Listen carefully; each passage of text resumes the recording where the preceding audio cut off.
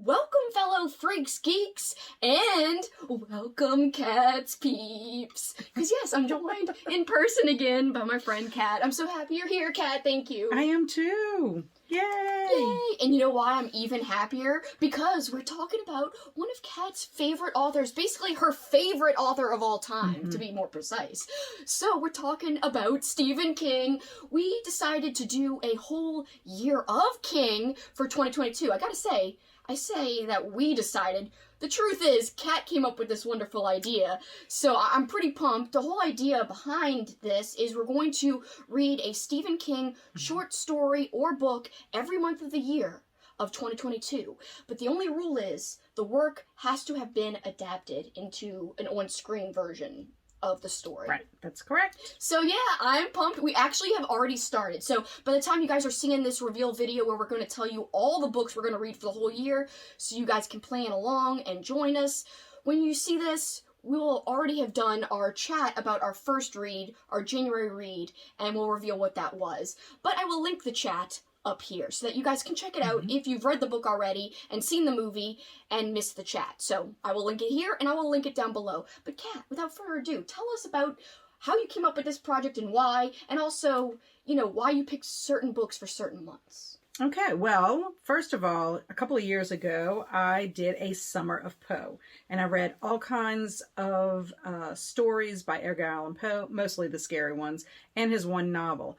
And so then when I realized that you hadn't really delved a lot into King, she's read a good amount of King, and she even tackled The Stand, which, you know, kudos, because that's, I think, his longest book ever. I was so proud. I was like, I did it, and I can read long books. So it kind of gave me a confidence boost, actually. Yeah, because it really is a challenging book. So we ended up reading a couple of stories and watching some screen adaptations, and then we did The Cycle of the Werewolf and Silver Bullet together, and I was like, hey, we should go ahead and do a year of King and spend a month with, you know, a book or a novella or, you know, some short stories, whatever you want to do. So Kelsi went ahead and started getting some books listed with adaptations.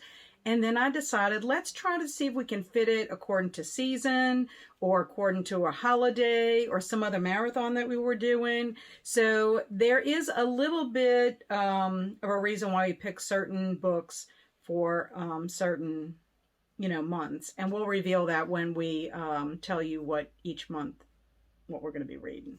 I'm so pumped. This was a great and creative idea. I'm so glad you had this idea. And I will say, so as Kat mentioned, you know, I'm a little behind on my Stephen King reading. I have read a few. In fact, as of right now, as I'm recording this today, it's been 7 Kings that I have read. Oh, okay. So that's not too shabby. No, I don't think so. I do feel like there's a long way to go. I mean, his freaking, you know, body of work is so immense. It's crazy how far I feel like I have to go to catch up. But that's why some of these picks, I will kind of preface our list reveal with, some of them are older picks that you guys might have already read before.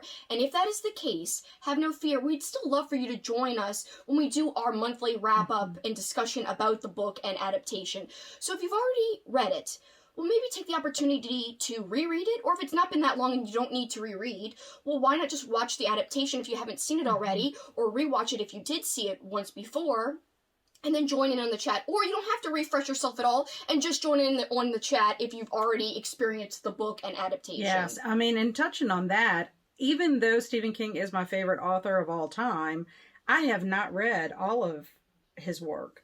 A lot of these are rereads for you, though, and I'm so grateful that you agreed to that. Some of them are rereads, and I'm glad I am rereading them because it's been so long since I have read them that it's just nice to revisit them. And it's a good excuse to reread because, you know, with as many books that I have on my shelf that have not been read yet, to be able to go back and reread, sometimes you feel like that's a luxury that you don't really have. So now you're forcing yourself to right. You know, to do that in a way. Yeah, so I'm excited about it. So I encourage you, even if you've read it, reread. And unless it's been pretty recently, or like Kelsi said, rewatch.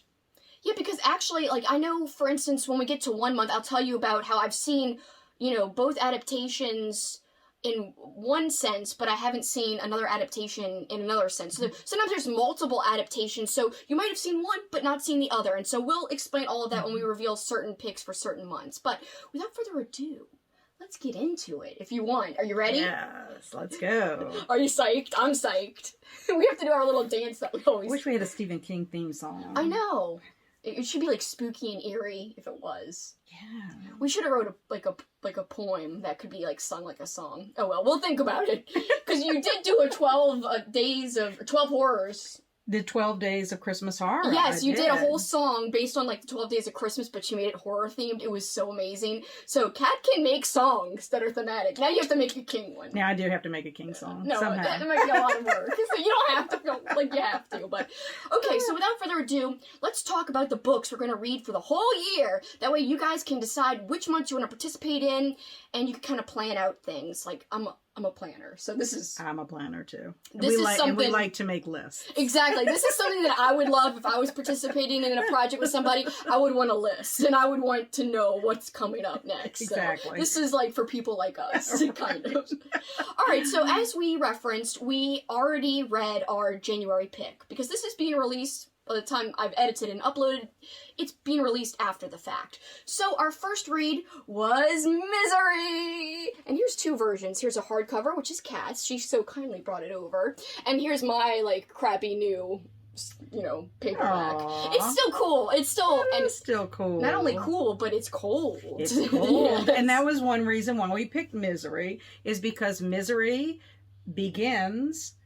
in very cold weather. Yes. And in fact, a blizzard actually happens. And that's part of why the story unfolds. And so to me, that was a perfect reason to read it in January. Yes, because it is really frigid. It is. It's actually the first month here where we live in Louisiana that it's actually felt cold at all. Otherwise, like, December did not feel like December. No, we were wearing shorts. We were. Christmas. I was wearing shorts at points during the month for way longer than I thought I would be wearing shorts, and that is ridiculous. That is totally ridiculous. It is. I mean, oh. So anyway, we had such a good time with Misery, and please, like I referenced, if you missed our chat, I am really happy with it, so do check it out up there. As I said, I'm going to link it again, and then down there in the description below. All right, Kat, tell them, what are we going to read for February? February, the month of love. So we decided we're going to read Gerald's Game. Dun, dun, dun, dun, dun. La, la, la. We should be doing a drum roll, I guess, but no, I can't do it. I'm bad at I it. cannot either. Yeah. Okay, so Gerald's Game. It's husband, wife, love. So By the that's why way, we chose it. I'm not going to give descriptions, guys, because I feel like a lot of these books are kind of well known, easy to find. So what I am going to do is leave a link of Goodreads links down below. So that way you guys can go check out the Goodreads links if you're intrigued in joining us for any of these. Because some of these are pretty well known and the premise is kind of like known. But again, it's nothing like experiencing the actual read. So even if you know about the premise, why not actually check it out and dive in? So, I'm excited about it. Alright, so Gerald's Game, I gotta tell you, I already started it, and I'm enjoying it. At first I was like, oh, it's kind of slow, and then it was picking up, and it's actually getting good now. Last night I read some more. So yeah, I'm kind of cheating and starting early. That's okay, too. Yeah, it's fine. It's fine. I mean, we're still going to discuss it in February. I'm still going to have my notes, and it'll be fresh enough. Yeah. It'll be okay. It will. I'm very excited. I've never seen the adaptation, which is rare for me. I have not seen it either. So usually I've only seen the adaptation and haven't read the book. This is one of the rare instances that I have not seen the movie. And I've read the book, but I read the book when it first came out. So it has definitely been a long time. And this is one of his newer-ish works. Like, it's not super older, so... Yeah, and I want to say the adaptation just came out, a couple of years ago. I think so, but I'm really interested in seeing how that plays out, because so far from what I've read, it's going to be an interesting case of, like, how do they portray this on screen type of thing. So I'm very intrigued, and I can't wait. All right, so let's go on to March. And this one I'm actually pretty damn excited about. I will say, I kind of twisted Kat's arm into this one. So this is going to be a story within a collection. So the collection that the story's in is called 4 Past Midnight, and the story is The Langoliers. Heck yeah. Alright, so guys, I know this is notoriously known for its adaptation, and the adaptation, it's a made-for-TV type of deal. It's bad. It's real bad. Now, I've seen it many eons ago, it feels like, at this point, so I am very excited in a way. I know it's bad, but it's going to be a fun time to rewatch it and laugh at it. My friend Burke and I, that's who I watched it with the first time. We laughed. Oh my god, the acting's so bad. I just want to see, because I've seen parts of the adaptation, I want to see how the story kind of relates. Is it better? Or is the story not one of King's good ones? This is one that I have not read, but I've seen the adaptation. And I will say, in the magazine that we have on Stephen King, the Langoliers is under the section of the worst adaptations made. Yeah, I mean, that is no surprise at all. So I will say yes. So be warned, if you're going to be reading and watching with us for that month, we know it's bad. We picked it because it's bad. Right. So and it is part of a collection, but it's about the size of a novella. And that's why we picked it for March. Not anything really to do with this, the season or a holiday, just that it fit nicely in our month. Yeah, around kind of bigger things. We're kind of trying to sandwich in some shorter things as well. So this one being a little bit shorter, although this looks big, this is the collection. Just keep that in mind, guys. All right, Kat, tell them what's April. April is the dark half. I'm actually super excited about this. I've heard good things. I've heard it's an underrated, really not well-known Stephen King book. Well, and what's funny is I have not read the book, but I've seen the adaptation. I haven't read or seen the adaptation. So, and I like the adaptation. It's creepy. It's another book that's about a writer. Like Misery is about a writer. And so this is another one that's about a writer. So I think it'll be interesting for you to check it out. I think you'll enjoy it. I'm interested to see how the book is because I like the movie. So I'm really excited about that one, and I'll tell you. Here's a little story about this. So I actually also have a hardcover copy of this flippin' book that I just bought when I went on a trip to Portland, Maine. I wish we had gone to Bangor, but oh, I know, because there's so many things you could have done there. I know. You could have actually seen the sewer where I know. Pennywise tries to drag, well, he does drag Georgie into the I know, I'm so sad. So anyway, I did not go to Bangor, Maine, but Portland is the birthplace of Stephen King. And so I felt like, well, the spirit is here, okay, at least. But yes, just to let you guys know, Bangor is like flipping 2 or 3 hours away from Portland. It's not super close, and we didn't have the time. We were spending literally one day in each state that we were visiting. So it was a very quick trip, fast paced. But while we were in Portland, what we did do is I found a used bookstore. And while I was there, I was like, I've got to buy some King stuff, right? We're in Portland, birthplace of King. It feels appropriate. And so because of that, one of the things I bought was a copy of The Dark Half. I don't have it physically. I'll show you guys when we get to the month that we're going to read this in. But the story is, so I look at it, I'm like, I'm gonna buy this, it's not unreasonable. I go to check out, and the bookseller is very sweet, very nice, and she's a big King fan. She had a ton of King there too, including foreign King. They had a version of it called S. I thought that was awesome. Yeah, and they had a version of The Stand, so awesome. I think it was German. The version of The Stand they had. So that was cool too. So yeah, they had all this different King stuff, tons of King, but they had other great stuff too. So when I was checking out The Dark Half, she says, I just read this one. It had been one that has flown under my radar, and I really loved it. She's like, I do recommend it highly because it's one that no one talks about, and that some people are like, you don't need to read it. But she says, but I loved it. So I'm kind of excited. Somebody who lives in Portland's like, yo, check it out. I am too. And it's been such a long time since I've seen the adaptation for the screen that I know the gist of it. I know that it's about a writer, but I can't remember details. So I it'll think still be fresh in a way. I think that's going to be exciting. Yeah, I'm pumped about that one specifically for some reason. That one I'm really eager to get to. All right, next up. Dun, dun, dun, dun. I'm also excited about this, but this is one of the ones I was referring to that everyone's read it but me. All right, so Pet Sematary will be for May, and this is Kat's beautiful hardcover copy. Oh man, look at this gem of a flippin' book. I have a new kind of, modern edition. Not as cool. Not as cool, but still pretty decent. Cool. It's readable. It's a pretty reading cool, copy. Yeah. And I want to get an old copy. And though. can I say the reason we're picking Pet Sematary is because May is Zombie Awareness Month. And it's kind of like a zombie theme in parts of the book. So you have to read it to find out if you haven't read it before, but that's kind of well known. So the movie is very famous, the original adaptation, which was released in 1989, the year I was born. But the newer one, not everyone's seen it, and there's definitely some divisive feelings on it. I have seen both versions, and I actually think there's good things about both, but we'll break it down when we flip and get there in May. And I will say, another thing is, like I said, I know a lot of people have already read this one. If you have, maybe take the opportunity, if you haven't seen the new version of Pet Sematary, the movie, check it out.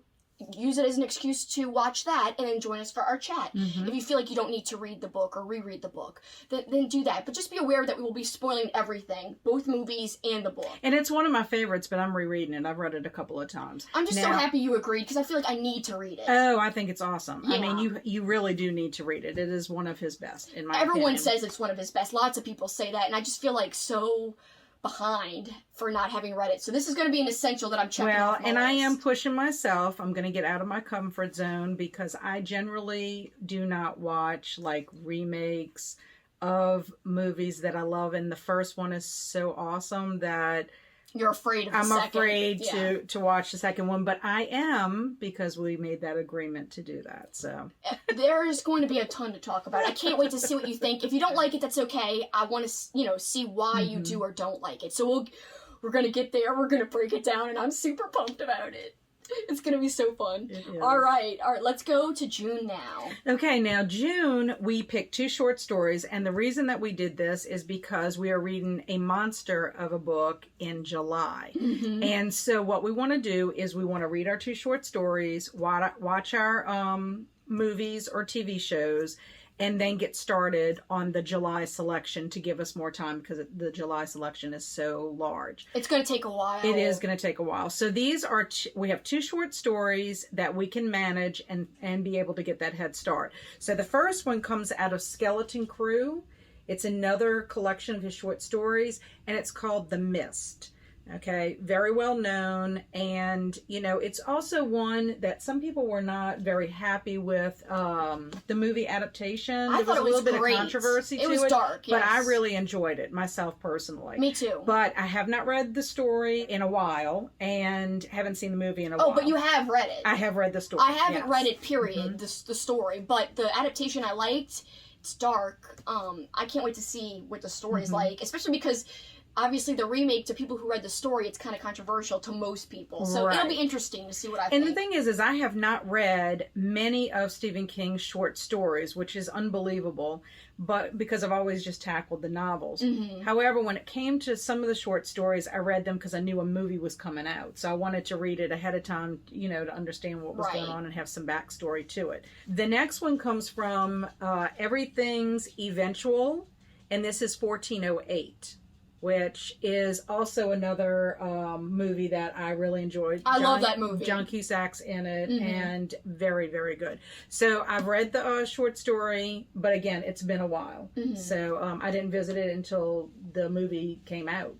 And I haven't seen the movie in forever for 1408. Same thing with The Mist. The Mist I saw in the theater. So both the adaptations, yes, I've seen, but it's been so long that I remember 1408 a little bit better. The Mist, I hardly remember a thing, except for the very end. And so I haven't read either of the stories, so that'll be the first time for me reading them, but it'll be just interesting to refresh things and to see how I feel about how things compare. Well, and I do think sometimes when you reread, you catch things you didn't the first time around. Same thing when you watch a movie. I mean, we've talked about that before. Sometimes when we watch a movie and we talk about it, it's almost like we need to watch it 2 or 3 times because we can't get everything out of it the first time. We're focusing on certain things, whether it's a character, whether it's the setting, whether it's the plot, whatever's going on. So I do think it's important to reread and to rewatch. I agree with you. So here comes our beast of a book for flippin' July. And I have tried to read this before. This is it, of course. Most of you guys may have read this one as well. But again, if you love the movie adaptations, because there's 2 versions of this book adapted into movies as well, well then take this opportunity to rewatch them if you'd like. Or if it's been a long, long time since you read the book and you want to tackle it with us somehow, then go right ahead. I'm playing around with using an audiobook to help me get through the first part because I have read the first part 2 times back when I didn't know I liked to read. I didn't know. So to me, honestly, I just didn't know how to be a reader. I didn't know what I liked to read. I'm not saying I didn't enjoy the beginning. It's just like I didn't have the time dedicated to keep reading. So what would happen was I'd read a little bit, huge gap. Had to read more, and it was just very annoying to remember where I was, and it was just It was me. It was not the book. So I'm excited to try to finish this Well, beast. I've only read it one time, and because it's so big, it's hard to reread a book that big. I don't want to. I mean, yes, this is an excuse. When you could read 3 of his other books, I know. you know, in that time frame. So just an interesting note, basically almost The Stand and this book are almost tied in terms of page length. Mm-hmm. So because I know I could read The Stand, I did it. Right. I think I can do this then. It's the same length. So I have hope. I do have hope. And I'm excited because I love the TV version of it, and I also love the film version.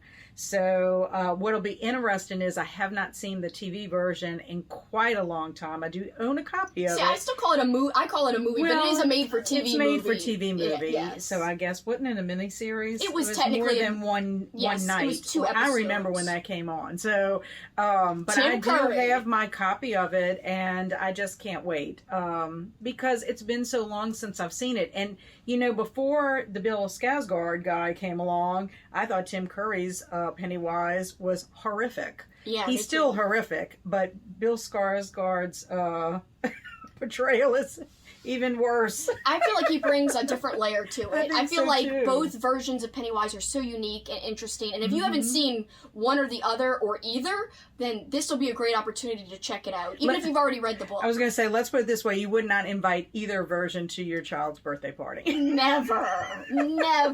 Oh, God. So I'm excited. So I mentioned the audiobook because I'm going to use it, like I said, to try to get through the beginning that I vaguely remember. And I just want to, get to the part that I haven't read before. Right. Pet Sematary, I just want to mention, even though we already revealed that one has a great audiobook, I hear. And our boy who played Dexter is the narrator. Michael C. Hall! Yes, Michael C. Hall. Awesome. And so I'm a little tempted, even though I like to read a book for the first time, usually, like reading it, looking at a page. However, I'm tempted to just, listen to Michael C. Hall. Because it's Michael C. Hall. Oh, I know. He's fabulous. So yes, let me know if you do want to reread Pet Sematary, that might be an option for you guys to give it a little bit of a different flair, almost like a cinematic kind of flair, because I feel like he's just such a great actor. He is, and he has a wonderful voice. He does. So I'm excited. I have yet to decide if I'm going to listen to the audio or actually read. Well, you could do both. I probably will do both, but it's just should I save it for maybe down the line where I want to reread it and then use the audio for that, or I don't know. We'll see. Anyway, I want to know what you guys think about the audio and Michael C. Hall. I have are you a feeling interested? you're going to do the audio. I know. I mean, I really like him. So anyway, and I heard this audiobook's good too, but I don't know who narrates it specifically. I just hear that it's really good. All right, so let's move right along. Kat, next up is August. Yes, August, we chose Cujo. Now, also, another reason, just going back before we leave we chose July because it takes place summertime. Yes. And so we wanted to make sure it had that vibe. And also, summer is very coming of age, and it feels like it all fits, Exactly. And so that's another reason why we chose Cujo for August, is because summer. So this is my hardcover version. Beautiful. And that's my little paperback. This is the paperback, but you can see it's Cujo's snout. Oh, yes. Wonderful stuff. Dripping with slime. Or whatever. Ooh, perfect for slime and slash. Oh, it is. I just said slime. That's the first thing that comes to me. And of course, we have had people express to us, because Kelsi and I actually wanted this to be our August read. Wasn't it our August read or July read? We wanted that for last year. For our book club. Yeah. For our Chills, Thrills, and Kills book club. And they didn't. And we did have one of our members say that about the dog. That the movie freaked them out. Yeah. And they were like, I don't want to read it. Right. So it didn't get voted. And so I said, well, that's perfect. I have never read Cujo, which I was hoping it was going to be voted in so I could actually read it. So now we have the chance. Now I can do it, because I'm going to tell you, the movie's phenomenal. It is. I've seen the movie. I love Dee Wallace. So Dee Wallace is the main actress in the movie. She is so amazing. And I went to a horror movie convention way back when, 10 years ago now. But I heard her talk about the making and the filming of Cujo, and it was very strenuous for her. I mean, it looks hot, but I believe it was very cold when they were filming, ironically. Yeah, and we'll talk more about it, but yeah. I mean, she is proud of that role that she did. She is. And also too, it's amazing have the performance they have from her, considering the conditions. Yes, the conditions were brutal, and I love Dee Wallace. She just seems like, when I saw her so talk, good. I like fell in love with her. She is just so cool. I think she's the coolest, like, lady. So anyway, guys, if you haven't seen the film or read the book or either, then join us. It should be great. All right, so moving right along here. September. September is 3 short stories because, again, we're preparing for the very next month. We're going to read something huge in October. Yes, so that's why we're doing are. 3 short stories, and they're all very short. They're very short. September. Mm-hmm. And the reason we picked these short stories is because they happen to do with labor of some kind, and Labor Day is in September. So explain what labor is going to be taking place. So it's 3 stories, as she said, and yes, all have labor involved. So the first one, and they're all in this collection, Night Shift. The first one is Lawnmower Man. And I've heard that the adaptation, our friend Rachel said the adaptation is bonkers. So I'm pretty excited about that. I hear it's very different from the story. I don't care. I can't wait to watch the adaptation and just see how it is way different than the story. You'll probably love it. It's probably full of cheese. It probably is, which means it'll be great in my eyes. And then Kat will be like, no. So we'll see. We'll see how that plays out. All right, the second story I actually have read, because I read it as part of our readathon, and it was supposed to be on your list, but you had to change things around. So the second one's The Mangler, and it has to do with, I'm just not going to tell you too much because it's a short story, but stuff takes place in a laundromat. So people are working at this laundromat, and so that's why it fits with Labor Day. Exactly. It's perfect. And I got to say, I love that story. I have not seen the adaptation. I can't wait. Well, I heard that one's kind of bad, too. I don't care. That's cool with me, as you know. September is going to be the month of cheese. It will. And that's great. I'm very excited Not about the it. book part, not the stories. No. The films. That's fine. That's great with me. And lastly, Graveyard Shift, which I don't know anything about. Well, grave diggers. Well, yeah, I assume that part. I mean, I guess that's the one thing I would know about it. But otherwise, I don't know too much. And I haven't seen the adaptation either. I haven't. Either one of them. I'm pretty sure that I read either Lawnmower Man or The Mangler years ago. Yeah. But, and I do think I have seen The Mangler, but I don't know if I'm confusing it with something else. Maybe you blacked it out because it was so bad. Oh no. Or oh yes. I don't know.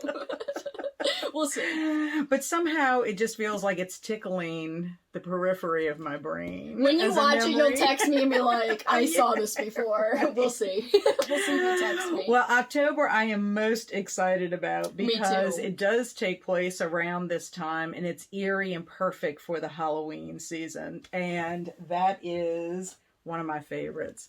Needful Things. Woo! I'm so excited. I've heard great things. I have to tell you, Needful Things, I've only read it one time, and that is because it's... another chunker. Yes, another chunker. But it is awesome, and I am so excited about reread this. Even Maria... that we, worked with at Channel 12. I love Maria. She does not like scary stuff at all. And, Leland Gaunt, who is a character in the story, freaked her out. I believe we must have went to a movie to see it together or something, and she was so freaked out about it. So every once in a while, something will remind her of Leland Gaunt, and she'll text me. Oh, really? That's thought great. about Leland Gaunt, and then when she thinks about Leland Gaunt, she thinks about me. So she associates that scariness factor with you. That's awesome. I mean, I have to admit this to you. Maria sometimes would be in Master Control, and when you work at a TV station in Master Control, or you work in the video bay, it tends to be dark, and so sometimes and it's very quiet. Sometimes I would go and scare her. That's amazing. Like, boo! And she would. Wah! So she does have. I guess I did frighten her sometimes. That's why she even more associates you with that character. That's wonderful. I love it.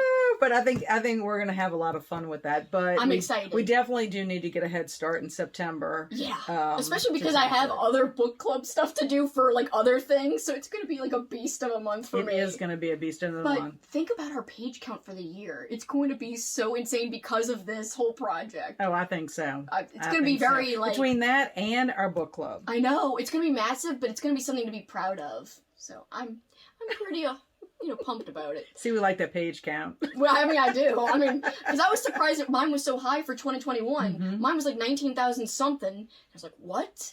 This is gonna be up there, I think. Oh yeah, I think so, for sure. I mean, all these books we've been holding up, they're freaking chunky. I mean, even the shorter ones, I'm like, oh god, what have I done? Like, how am I gonna do this? The important thing you have to remember is the stories are so well written. Oh, yes. That you're gonna lose yourself in them, and before you know it, you'll be finished. Oh, good. Hopefully we'll see. We'll see. I hope that's how it works out. All right, so I'm excited about Needful Things. I have not read it, and I have not seen the adaptation. And is it a movie or a TV show? I can't remember. I want to say it might be a made-for-TV Oh, okay. miniseries, but don't hold me on that. I can't. But we'll see when we get there. It's been a long time, but I want to say the cast was well chosen. They did a really fine job with casting it, and it's also a book that has a lot of characters in it, and I love character development. Me too. And King's really good at that. And we're gonna find that with it also. Yeah. King is really good at that, I think. So again, Needful Things is October. Let's reveal November. I'm actually very excited about this one. So this is The Dead Zone, and this has definitely been adapted into a wonderful film. I've seen parts. I haven't seen the whole thing. The movie adaptation is directed by David Cronenberg. Here's a little tidbit that we talked about in our Misery chat. So there is a Cronenberg reference in the book Misery. They actually talk about one of Cronenberg's other films, The Brood. Which you and I watched during October. Yes, for of our 2021. marathon. So it was all like tying together. So Misery had the reference to The Brood, which was directed by David Cronenberg, which we had just watched.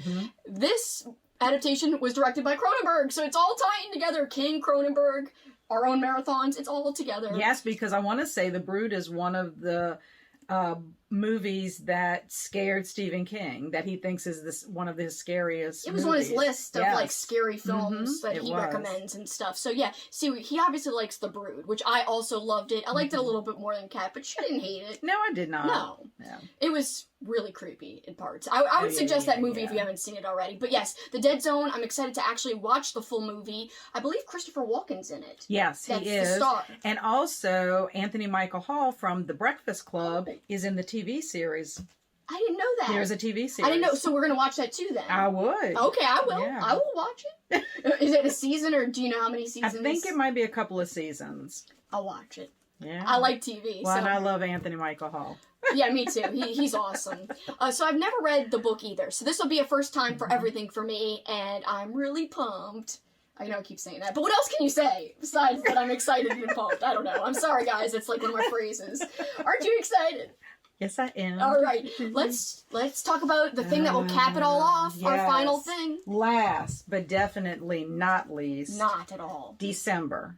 Another cold month.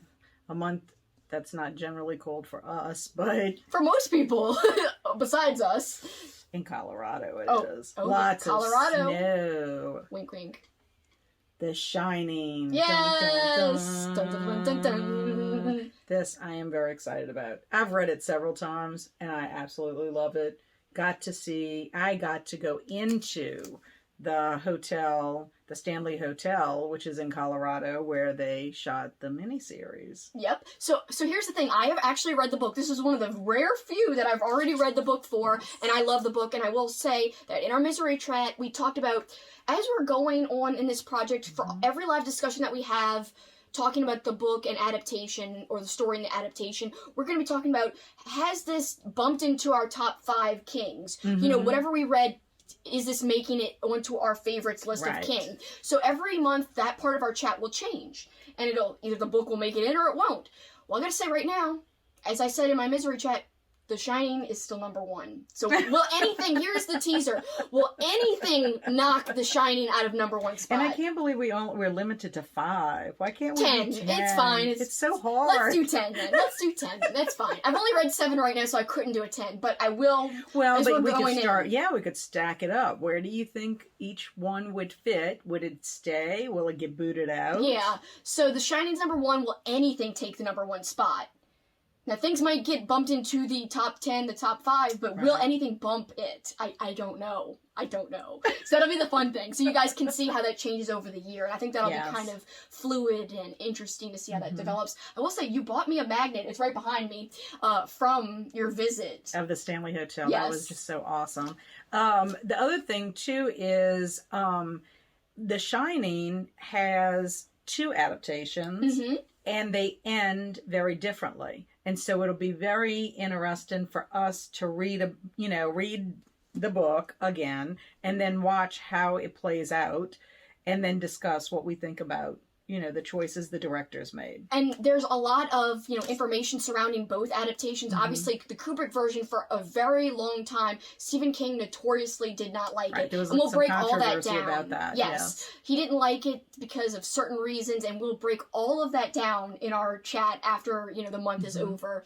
So it's going to be just interesting to see what everyone else thinks as well. I've never seen the other version. The version, isn't it a made-for-TV movie, you said? Yes, it is. And believe it or not, I only got to see half of it because through Netflix, when you get your disc, it was actually 2 discs. And I didn't realize that. And for whatever reason, they only had the one. Oh, no. And so I was never able to watch the ending part of it. So I only got half of it. But I want to say it's Steven Weber plays the Jack Torrance in that film. So anyway, different actor, different vibe. So I'm interested to see it again. And I mean, I've never seen it, so it'll be really different to compare it because I've loved the Kubrick version, and I had a great time comparing it with the book when I first, read the book, and then I rewatched the movie at the time because I had seen the movie already many times before I read the book. But it was just fun because there's a lot of differences we could talk about. Well, and when people think of the screen, the screen adaptation of the book, they always seem to be drawn to The Shining, the Kubrick version. And it is an awesome movie. I mean, really is. And even if you take it apart from the book, because even if King he's made his peace with it since. He's kind of been more friendly about that version in recent years, especially, with Dr. Sleep being adapted. He almost let them in Dr. Sleep pay tribute not only to the book, Dr. Sleep and the original The Shining books, but he also let them kind of reference the Kubrick version, which I found very cool that he let that happen. So quickly, I want to say that if you're going to join us for December and do anything with The Shining, another thing we'll be checking out is the documentary Room 237, which it's a documentary about the Kubrick version of The Shining, and it's all about these theories about what does it mean, what he was trying to say, why did he change certain things. So King is discussed in this documentary. I have seen it. It's been many years, and actually in 2022 it is celebrating an anniversary. I think it's its 10-year anniversary. Oh, cool. So it is all very thematic. So for the last month of the year, we'll be watching a movie that's celebrating an anniversary. It'll have tons to say about King himself. It'll have tons to say about Kubrick. And then I've never seen that other version either. So it'll be like a huge, very concentrated dose of The Shining. Yes. I'm not pumped, but I'm something else. Whatever else is like good enough. I'm super stoked. Yeah. I don't know what else to say. By the way, I'm wearing my Shining sweatshirt. Baby, it's cold outside. And I've got a different Shining related shirt for December. Oh, awesome. So I'm not using my only Shining thing that I could use for our chat. This is going to be unbelievable for people to know this. I don't really have a whole lot of Stephen King paraphernalia. Really? I don't. I mean, you have the books, obviously. I do have but my besides books. that, I do like have other my books, and I have some, some of the movies. But I have my bookmark that you got me for Christmas, which I absolutely adore and used when I watched our. I love that bookmark. I knew you would love it too. I'm just afraid to use it because I don't want it to get messed up. Yeah, I mean, it is a very nice bookmark, I will say. I might use it with the plastic. I didn't have a lot of Stephen King stuff besides books either until recently. My dad knows I like reading a lot now, a lot more, and so his gifts have been reflecting that. So for Christmas, he got me this wonderful pillowcase and pillow. So it's like pillow sold separately type of deal. It's Stephen King covers. I know, I love Flippin' it. cool. I love it. And it's like double-sided. But that's something I'm going to change this year, not only for my Stephen King, my love for him and his work, but also a lot of the other things that I enjoy. I just don't have a lot of it, and I don't know why. It's not that I don't want to. But I don't know. I think that's going to be one of my goals for 2022 is to get some things. I did get a mug when I went to Stanley Hotel and a bookmark. Yeah, and you got me a bookmark and a magnet, which is really cool. So it's one of those things. It's going to be a slowly but surely. And I do have I have the Pop Funkos of Stephen King. Yeah, I mean, you gave me one too. I have, y'all can't see it. It's out of frame, of course. It's at the very top. But she gave me a Stephen King Funko. Yeah, so and I will say, another thing, you've definitely got to grow your collection, Kat. But my friend Teresa gave me, it matches the pillowcase, but my friend Teresa gave me like a little thermos. Well, it's because of you. You kind of have, rubbed off on me because you do tend to have a lot of, things, objects, clothing, about favorite things that you like. So the accurate description is I have an addiction to buying things. It's a compulsion. It's a problem. I mean, when your room is overflowing with stuff, luckily it looks pretty nice most of the time. Oh, I love it. This is her lair. I straightened the lair up for Kat, so it was kind of messy and not good. But here's another bookmark I recently got. I didn't buy it, or I would have bought you one. It came as a freebie and something. Cool. So we're not reading Children of the Corn, but I actually did read the short story, which is very different from the movie. The movie's long been one of my favorite movies ever. I love the movie. But yes, a child shall lead them. Pretty cool, huh, guys? Oh, let me hide our faces. Sorry, Kat. It's not you. Taken over by a It's the demon focus. child. Yes. So anyway, I wish I could have gotten this for you, but it just came in something. And I must find it. But I'm gonna be on the hunt throughout, and I think as we do our different chats, maybe I can reveal what I've gotten. A little elf might help you grow your collection. You never know. We'll see. All right, guys. Well, that's it for our Year of King. That's our plans. And please comment below if you're, thinking of joining us and which month are you interested in, or hopefully months, plural. That would be great. We really hope you want to participate and join in. And again, if you don't feel like rereading and you've already checked these out, find a reason to join the chat. If you already know the story and there's no danger of things getting spoiled for you, then why not just hang out with us in the live chat? And that way, your voice and opinions can be heard. Yes. Because we will read comments, we will highlight comments, we will answer questions, and we will debate. Or agree. If we agree with what you say, you agree with what we say, then it'll be we're all in agreement here. But we'll see. We don't know yet. We haven't gotten into it. I just can't wait. I'm very excited. The Misery Chat went well, so we'll see how the rest of the year goes, and we hope you will be along for the ride. Yes. Please join us. Yep. But for this time, that's it for us, right, Kat? Yes, it is. Till next time, what can they do? Keep on killing it. With King. And us. and Kelsi and Kat. See ya. Bye. Thanks, guys.